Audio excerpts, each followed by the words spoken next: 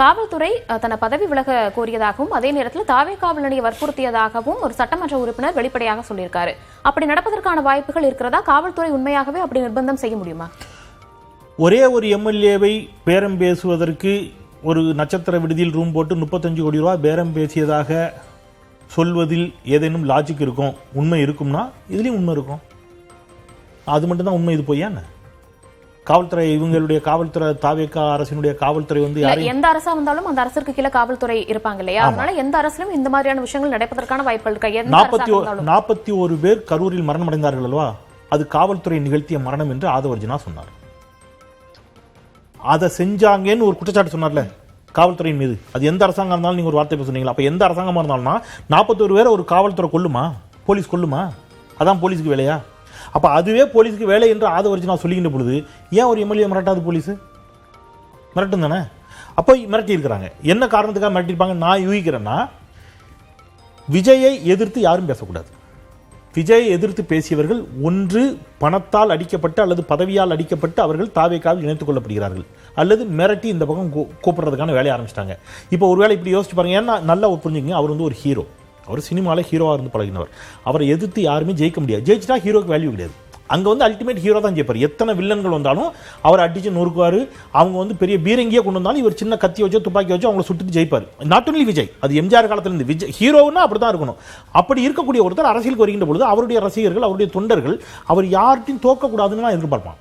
அப்போ அவரை வந்து ஒருத்தர் கடுமையாக கேள்வி கேட்கும்போது, என்னடா நம்ம தலைவரை இவரெல்லாம் கேள்வி கேட்கிறாரு, இவர் நம்ம தலைவரால் ஒன்றும் பண்ண முடியாதா அப்படின்னு அவங்க தொண்டர்கள் என்ன ஆவாங்க? சோர்ந்து போவாங்க. அப்படி சோர்ந்து போகக்கூடாதுன்னா அவங்கள என்ன செய்யணும்? யார் என்னை விமர்சித்தாலும் அவங்கள வச்சு என்னை வாழ்க்கைன்னு சொல்ல வச்சு காட்டுறேன் பார்க்குறியா? அப்போ வழக்கு போடு, மிரட்டு, இங்கே வா, என்ன வாழ்க்கைன்னு சொல்கிறியா? உனக்கு எந்த பிரச்சனையும் கிடையாது. இப்போ இவர் வாழ்க்கைன்னு சொல்லிட்டார். இப்போ ஒரு வேளை இவர் தாவேக்கால சேர்ந்து விஜய் வாழ்க்கைன்னு சொல்கிறான்னு வச்சுக்கங்க. விஜய் ரசிகர்கள் தொண்டர்கள் தலைவன் எப்படி வேற லெவல் பார்த்தீங்கல்ல, எங்கள் அண்ணனை ஏற்று அவ்வளோதான் அப்படிங்கிற இடத்துக்கு வந்துடுவாங்க. ஸோ இது முழுக்க ஒரு ஹீரோயிசம். சினிமாவில் என்ன நடந்துச்சோ அதை அரசியலில் செய்யக்கூடிய முயற்சி. ஒன்று பணம் கொடுத்து வாங்கணும், அல்லது பதவி ஆசை காட்டி கூட்டு வரணும், அமைச்சரவையில் இடம், கூட்டணி, வேற ஏதோ சம்திங். இதற்கு வழிவகை இல்லாத இடத்துல வழக்க போட்டு மிரட்டுறது, அதான் இதில் நடக்குது. அப்போ காவல்துறை மிரட்டி இருக்குதுன்னு அவர் சொல்கிறாரு. அப்போ யார் மிரட்டினா அந்த காவல்துறையினர் மீது என்ன செய்யணும்? விசாரணை நடத்தணும். முதல்ல இதுக்கு முதலமைச்சர் பதில் சொல்லணும். இப்போ நீங்கள் என்ன இப்போ செந்தில் பாலாஜி நீங்கள் அதுக்கு தான் குறி வைக்கிறீங்களா? இப்போ செந்தில் பாலாஜி நீங்கள் ஏன் குறி வைக்கிறீங்க? அப்போ அடுத்தடுத்து திமுகவினுடைய முக்கிய நபர்கள் மீது இந்த மாதிரியான நடவடிக்கை தொடரும் அப்படின்னு நினைக்கிறீங்களா? அப்படித்தான் போகுது. திமுகவினுடைய முன்னாள் அமைச்சர்கள் அந்தந்த பகுதிகளில் யார் வலுவானவர்களாக இருக்கிறார்களோ, இப்போ கொங்கு மண்டலத்தில் செந்தில் பாலாஜி வலுவா இருக்கிறாரு. சுவாமிநாதன் சொன்ன மாதிரி திருச்செந்தூர் பகுதியில் அனிதா ராதாகிருஷ்ணன் வலுவா இருக்கார். அப்போ அடுத்த இடைத்தேர்தல் வரப்போகுது. இப்போ கரூரில் இடைத்தேர்தல் வரும். செந்தில் பாலாஜி அங்கே களமிறக்கப்படுவார். தட் மீன்ஸ் வேலை செய்யறதுக்கு, அவர் இப்போ எம்எல்ஏவா இருக்கிறார், வேலை செய்யறதுக்கு. அப்போ அவரை முடக்கிறதுக்கு என்ன பண்றது?